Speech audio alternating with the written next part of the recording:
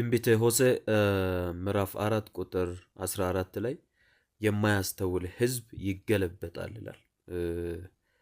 ለዛ ነው በደንብ ማስተዋል አለብን። ዘመኑ በጣም አስቸጋሪ ነው። አይ ዶንት ኖ ለነገ ለልጆቻችን ይሰጋለሁ እኔ በተለይ በክርስትናው ዓለም ማለት ነው። መድረኮች አንድ የጭፈራ መድረኮች ሆነዋል። ብልጣብልጥ መሳይ በህዝብ ፊት ቅቡልነት ለማድረግ የሚደረጉ ድራማዎች አሉ። መድረኮቻችን እግዚአብሔርን ክብር ከመግለጥ ይልቅ ድራማን ነው የመረጡት። ሰው ፊት ታይታ ድራማ። መጽሐፍ ደግሞ ምን ይላል? ራሱን ዝቅ የሚያደርግ ከፍ ይላል ነው የምለው። እና ይሄ ድራማ ወዴት እንደሚወስደን አናቅም። ስለዚህ ጭፈራውን ነው ሰው ሞቅ ደመቅ እያደረገ ያለው። ለነገ ለልጆቼ ምን አይነት መሰረት አስቀምጫለሁ? የክርስትና መሰረት በድፍረት የሚናገሩት የክርስትና አቋም ይኖራቸዋል ወይ ብሎ ሰከን ብሎ የሚያስብልም። ዛሬ የምትተነበየው ትንቢት ለልጆቼ ለልጅ ልጆቼ ለክርስትናው ማለት መልካም ነገር ከሌለ ዋጋ የለውም። ሚሊየን ትንቢት ብትናገር ሚሊየን ሰው ተፈወሰ ብትለኝ የተፈወሰው ሰው መልሶ የሚሞት ነው። እሱን መርሳት የለብንም። የተነበይክለት ሰው ሟች ነው። ሁለተኛ ደግሞ ምድራዊ ህይወት በፈተና የተሞላ ነው። ዛሬ ትፈተናለህ፣ ትነሳለህ። ነገ ትፈተናለህ፣ ትነሳለህ። ከነገ ወዲያ ትፈተናለህ፣ ከዛ ትነሳለህ። ስለዚህ አንተ ትንቢት የነገ ትውልድ መሰረት ማረጋገጫም አይደለም። እና እንግዲህ የማያስተውል ህዝብ ይገለበጣል ካለ አስተውል እያለህ ነው ማለት ነው መጽሐፍ ቅዱስ።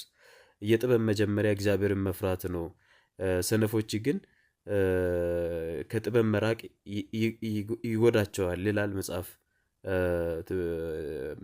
ምሳሌ ምዕራፍ 1 ቁጥር 7 ላይ። እና ማስተዋል አለብን። የማያስተውል ትውልድ ህዝብ መሆን የለብንም። እና አይ ቲንክ ዊ ኒድ ቱ ቲንክ ፎር ዘ ኔክስት ጀነሬሽን። ለቀጣይ ትውልድ ማሰብ ግዴታ ነው መሆኑ። አሁን ቆም ብሎ ሰው የሚያስብበት ጊዜ ላይ የደረሰ ይመስለኛል። እነሳያና እንመልከት እስከ አባቶቻችን ያለፉበትን ጎዳና፣ አሁን እኛ ያለንበትን መሰረቱን እንፈትሽ። ስካሩንም አልፈንበታል። ጩኸቱንም ጭፈራውንም እያየነው ነው። እየሆነ ያለውን ነገር ሁሉ እያየነው ነው። እና ትውልድ ወዴት እየሄደ ነው? ስለዚህ የመጀመሪያው የመድረክ ጭፈራዎቻችን አሳሳቢ ናቸው። አትሊስት ለማነጽ እንኳ የሚሆኑም አይደሉም። የክርስትና መሰረተው የተጠናከረውን መሰረት ለማፍረስ እየተጠቀሙበት ያለ አንድ ሜቶዶሎጂ ይመስለኛል። ሰይጣን ረቂቅ ጥበቡን ይዞ ገብቶ ወደ ቤተክርስቲያን አታክ ለማድረግ ሁላ የመጣበት ስትራቴጂ ነው የሚመስለኝ ለኔ እንጂ በመንፈስ ቅዱስ ከሆንክ ረጋ ብለህ ብትዘምርልኝ ራሱ እኔ እነካለሁ፣ ይፈወሳለሁ፣ ነፍሴ ትለወጣለች። በመንፈስ ቅዱስ የሆነ ነገር ሁሉ በአማኝ ህይወት ውስጥ አዲስን ነገር ይተክላል። አሁን ግን እየሆነ ያለው በመንፈስ ቅዱስ አይመስለኝም። እውነቱን ባወራችሁ በስጋ ተነሳሽነት ሰው ዘፈን እየቀዳ መድረክ ላይ ዘፈንን አንዳንድ ቦታ ዘፈን እያስገባ እየዘፈነ እንኳን እየተያዙ ማለት ነው። እና የመድረክ ጭፈራዎቻችን ቱ ሳም ኤክስተንት ብንቀንስ። ሁለተኛ ለአገልግሎት የምንሄድኛ ራሳችንን ብናይ። ሁለተኛው በስለናል ወይ? ለአገልግሎት ቢቁ ነኝ ወይ? የእግዚአብሔርን ቃል በደንብ ተረድቻለሁ ወይ? እግዚአብሔር ማን ነው? እግዚአብሔርን እንኳን አውቀዋለሁ ወይ? የእግዚአብሔርን አሰራርስ በደንብ ተረድቻለሁ ወይ? ብሉይ ኪዳንና አዲስ ኪዳን የእግዚአብሔርን አሰራር ፕሮግራሞችን ተረድቻለሁ ወይ? የእግዚአብሔር እውነተኛ መሰረት ላይ ቆሜያለሁ ወይ? ዛሬ ላይ የእግዚአብሔር ፈቃድ በእኔ ህይወት ምንድን ነው? በትውልድ ህይወት ምንድን ነው? ምን አይነት ተልእኮ ነው የተሰጠኝ? ያንን ተልእኮ እንዴት ነው ለትውልድ ይዤ የሚሄደው የምለውን ራሱን መጠየቅ አለበት። አገለግላለሁ የምል እንጂ 2 ሳምንት 3 ሳምንት ቆይቶ ነቢያቱ የደረሱበት የመገለጥ ጥግ ብሎ ቤተክርስቲያን ከፍተው ከኋላ በአደባባይ በሚዲያ ቀርበው በመረጃ ጭምር ራሳቸው እየተናገሩ እኔ እኮ ከሌሎች የሰለጠንኩትን ነው አምጥቼ ቸርች ከፍቼ ሳደርግ ነበረው። የሰውን ስም እያስጻፍን ከመታወቂያ እያየን ከቡክ አካውንት እያየን ሰዎችን እያስደመምን ስንዘርፋቸው ነበረ። ብር ስንቀበላቸው እንደፈለግን ስናጭበረብራቸው ነበረ እየጸለይን እየመሰልን ሰዎች ይወድቁ ነበር፣ ልሳን የተሞሉ እየመሰሉ ልሳን ያወሩ ነበር ሲባል ስትሰማ አእምሮ ትንሽ ጥያቄ ካልፈጠረ ከሰውኛ ተራም እየወጣን ነው ማለት ነው። ከሰውኛ ተራ ምክንያቱም ሰው ይጠይቃል። ኦኬ ይሄ እንግዲህ ቸርች ከፍቶ ከተሳካለት መጨረሻ ተነስቶ ሁሉ ያደረግኩት ውሸት ነው ካለ ታዲያ እንዴት ነው ሰው ይሄ ሁሉ ሰው እዛ ቸርች ገብቶ ልሳን ሲያወራ ሲተነብይ ሰው ሲንከባለል አጋንንት አወጣው ብሎ ሰው ሲጮህ እና እሱ ደግሞ ይሄ ሁሉ ያረኩት ድራማ ነው፣ ምንም ነገር እግዚአብሔር አልተናገረኝም፣ በእግዚአብሔር ያረኩት አንዳች ነገር የለም ካለ ሰው ራሱን መጠየቅ አለበት። እዛ ነው ፋውንዴሽን ለልጆቻችን ያስፈልጋል የምንለው። እኛ እኮ ነገ ሀገርን የምረከብ ለሀገሩም አርአያ ሀገር ውስጥ ለዜጎች ለህዝቡም አርአያ የሚሆን ህዝብ የሚያከብር ቤተሰብ የሚያከብር ለሀገሩ ልማት የሚሰራ ለራሱም የሚሰራ ራሱንም ቤተሰቡንም የሚወድ ትውልድ እንዲኖረን ነው የምንፈልገው እንጂ ጋጠወጥ ስርዓት አልበኝነትን የሚላመድ ትውልድ እንዲኖረን አንፈልግም። እና ክርስትና ድሮ አባቶቻችን ይፈሩ ነበረ። ፍርድ ቤት ከሄዳችሁ ጴንጤ ከተባለ በድሮ ዘመን ኢቭን ቀጥታ ቃሉን ተቀብለው ነው የሚፈርዱት። አሁን እኮ ከኛ በላይ በአደባባይ የወጡ መረጃዎች እንደሚያሳዩት ከኛ በላይ ወንበዴ የለም ማለት ይቻላል። ሰው ኢየሱስን ያወቀ ነው ማለት ነው በእኛ ዘመን ወንበዴ። ስለዚህ ሁለተኛ አገልጋይ ራሱን ይፈትሽ። እያየን ነው ሳር የሚቅሙ ኢትዮጵያ ውስጥ አፈር የሚበሉ እግዚአብሔር የሰጠኝ ምግብ ነው ብሎ የሌሉ ነገሮችን እያደረጉ እያየን ነው። የሚያሰለጥኗቸው ደግሞ ሐዋርያንን ነቢይንን የሚሉ አሉ። እኛ ራሳችንን መጠየቅ አለብን። የሰዎች መጫወቻ መሆን የለብንም። ልጆቻችን ለሰዎች መጫወቻ አሳልፈን መስጠት የለብንም። መንፈሳዊ ነገር ወገኖቼ መለየት ይፈልጋል። አዘርዋይስ ሲተን ነው የምንጠፋው። በአንድ መጥፋትም እንዳለ መርሳት የለብንም። ክርስትና ቀላል ነገር አይደለም። ክርስትና ከጅምሩ በደም የመጣ ነው። አደራ ያለበት ነው። ሐዋርያት ጭምር በሞታቸው ጌታን አክብረውበት ያንን ወንጌል ለመስበክ ብዙ ዋጋ ከፍለዋል። ክርስትና ይሄ ነው። አሁን የምናየው ክርስትና እኛ አገልጋዮች ነን የምንለው የቱ ጋር ነን ያለ ነው? ጀስት ራሳችንን እንጠይቅ። ወደ ሌላውን መቅሰር ማሳየት ምናምን ሳይሆን we need to ask ourselves የቱ ጋር ነኝ ያለሁት? እና ሁለተኛ አገልጋዩ ራሱን ይጠይቅ። እንግዲህ ዋናውና ወሳኙ እያንዳንዱ ሰው በግሉ መጽሐፍ ቅዱስን ያንብብ፣ በግሉ ይጸልይ፣ የእግዚአብሔርን ፊት ይፈልግ። እንን ነው የምለው። ሚመን ነኝ የምል ሐሰተኛ ነቢያትንም አደባባይ ላይ ወጥተው በድፍረት እንድናገሩ አሁን እንኳን ለሶሳይቲው ስጋት መሆንስ ሊሆኑስ ካሉ ደረጃ ድረስ እንዲደርሱ ያደረግነው እኛ ነን።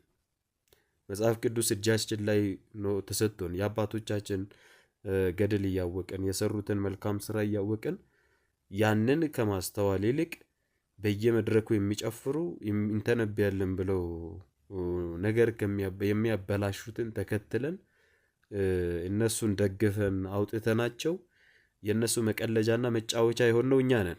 እኔ ልነግራችሁ አልፈልግም። ገስት ሃውስ የዛሬ 4 ዓመት በፊት ገስት ሃውስም ገብቻ አይቻለሁ ያለው ሪያሊቲ። ከዚያም ደግሞ ወጣውኝ የነው በስልክ እንኳን በፌስቡክ በውስጥ አውርተውኝ ገንዘብ ሊከላቸው በምን አይነት መንገድ ሪስፖንስ እንደመለሱልኝ ምን እንደላኩኝ ሌላ ምስጢር ስላለው መናገር አልፈልግም። ቱሳች ሌቨል ድፍረት የተሞሉ ቴሌቪዥን ያላቸው ጭምር አሉ እና we need to protect the next generation ቀጣዩን ትውልድ መጠበቅ አለብን። ለዚያ ደግሞ እኛው ራሳችን ሁሉም ምእመን የሆነው ራሱን ይጠይቅ። ምእመን አሁን ራሱን መጠየቅ አለበት። እኔ የተከተልኩት ሰው ማን ነው? ጌታን ብቻ ነው ማየው ወይ ሰውየውን ነው ማየው? በአብዛኞቹ የተከፈቱት ቸርቾች ትውልድ ባደራ የሚረከበው ቸርች አይደለም። በአሁኑ ጊዜ የነከ ጄኔሬሽናችን በአደራ የሚረከበው ቸርች አይደለም። አሁን የተከፈቱ ቸርቾች የግለሰብ ቸርቾች ናቸው። ኢትዮጵያ ውስጥ በተለይ አይ ቲንክ አሁን ወደ ብዙ ሺህ እየገቡ ነው ቸርች እንደምሉ ማለት ነው። በተለይ ይሄ የፔንቴኮስታል ዲኖሚኔሽን ስር ያሉ በጣም ብዙ ኢትዮጵያ ውስጥ የተፈጠሩ ማለት ነው። እነዚህ ሁሉ የግለሰቦች ቸርች ናቸው። የነ ልጅ በአደራ የሚረከበውና የሚንከባከበው የሚያስቀጥለው ቸርች አይደለም። የሐዋርያት መሰረት የሌለው በአንድ ግለሰብ ሐሳብ፣ በአንድ ግለሰብ ወይም በአንድ ቡድን ሐሳብ፣ በአንድ ቡድን ዶክትሪን፣ በአንድ ቡድን ፍልስፍና፣ በአንድ ቡድን ቆራጭ ፈላጭነት የተመሰረተ ደግሞ የሚቀጥል ነው። የእግዚአብሔር ወንጌል ቢጣረር ራሱ ግለሰቡ ያለው ነው መሆነው እንጂ የእግዚአብሔር ቃል ያለውም አይደለም። ስለዚህ በትውልድ በአደራ የሚረከበው ቸርች ቤተክርስቲያን ልትኖር ይገባል። ከዚህ በፊት የነበሩ ጠንካራ ቤተክርስቲያኖች አሁን መሰረት እየለቀቁ ነው። ብዙም ባይታይ በአብዛኞቹ ውስጥ ስለቆየው ማለት ነው። አንዳንዱ የዘር ሰንሰለት አለበት። የዘር ሰንሰለት አንዳንዱ በቡድን ተደራጅተው አገልጋይን አታክ ለማድረግ የሚጠቀሙት ብዙ አይነት ስትራቴጂ አለ። የአካባቢ ልጅ ብቻ ካልሆነ በስተቀር ተብሎ ከሌላ ቦታ አገልጋይ ኢንቫይት እስከማይደረግ ድረስ በዘር በጎጥ በቡድን የተተበተበ ቸርች አለ። ጌታ ግን ይከብርበታል እና እግዚአብሔር እውነት ነው፣ ልብንና ኩላሊትን ይመረምራል፣ የሰውን መንፈስ ይመዝናል። በእርሱ ፊት ማዳላት የለም። እርሱ ጻድቅ አምላክ ነው። ጊዜውን ጠብቆ ለሁሉም እኩል ይፈርዳል። በእርሱ ፊት የተሸሸገ አንዳች ነገር የለም። ሁሉን ጊዜውን ጠብቆ ወደ ፍርድ ያወጣዋል። እሱ ወደ አደባባይ ወደ ብርሃን ያወጣዋል እና ቱሳች ሌቭል ቤተክርስቲያኖች መሰረት እየለቀቁ ነው። እነሱም ቢስተካከሉ የተሻለ ነው። ግን ለትውልድ የሚሸጋገር ለልጅ ልጆቻችን የሚሸጋገር ቤተክርስቲያን እንፈልጋለን። ልጄ ተረክቦ ልጆቼ ተረክበው ኔክስት ጄኔሬሽን ተረክበው ልጆቻችን ተረክበው በአደራ የሚንከባከቡት በድፍረት ሊናገሩት የሚችሉት የእምነት አቋም ሊኖረው የሚችል ቤተክርስቲያን ምድር ላይ ልትኖረን ይገባል። አዘርዋይሽ የቁራ ጩኸቱ አንድ ቀን ይቆማል።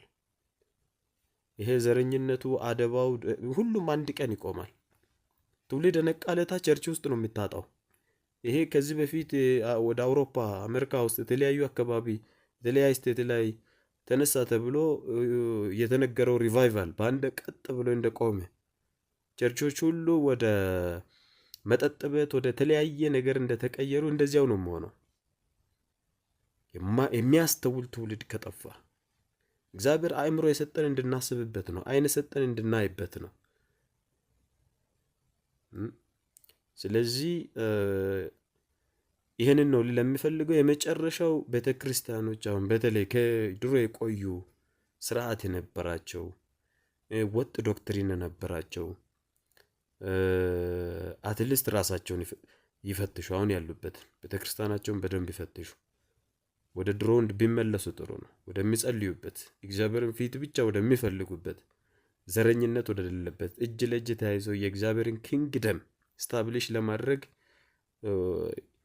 ውሃ ሳይጠጡ እንኳን ምግብ ሳይበሉ እንኳን በእግራቸው ውስጥ ምን መሰለ ኪሎ ሜትር እየሄዱ ወንጌል የሰበኩበት ስደት የሞላበት ዘመን እንዴት አባቶቻችን እንደዛ እንዳደረጉ ያንን ቢያስተውሉ ወደዚያ ስርዓት ወዳለ ቢመልሱት ጥሩ ነው ይላለው። እግዚአብሔር ይመስገን።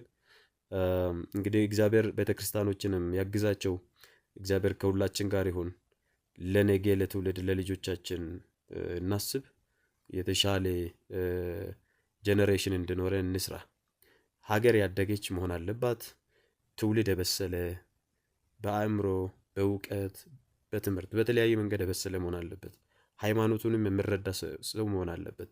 ማውራት የሚችል ስለ ሃይማኖቱ እንጂ በጭፍን የሄድንበት የተበላሸ ነገርን ተሸክመን ሳናቅ እያጨበጨብን ዘመን የጨረስንበት ጊዜ ይበቃል። ትውልድ ንቃ፣ የእግዚአብሔርን ፊት ፈልግ እላለው። እንግዲህ መልእክቱን የማስተላልፈው አንገብጋቢ የሆኑ ብዙ ነገሮች ስላሉ ነው። እናስተውል። ሁለት ሰው ከሰማ በቂ ነው። ጌታ ይባርካችሁ። መልካም ጊዜ ብያለሁ።